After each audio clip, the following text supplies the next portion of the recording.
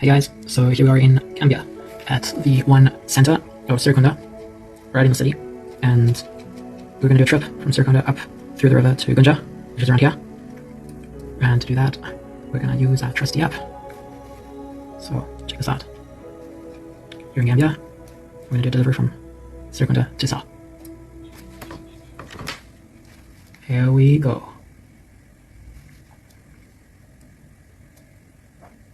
So to do this, I've had to obviously make sure we can press and send a mission between two different health centers. And as you can see, we're moving at the speed of light, 10 meters per second. We can see that the entire flight is going to take us a certain amount of time.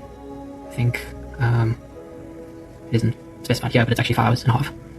And we're moving in a straight line. Turns out it was a little difficult to get a 16-kilometer route without Mavlink freaking out every 900 meters. So I created 20 waypoints, each of like 900 meters or so. And so yeah, everything's in the app. And that's that.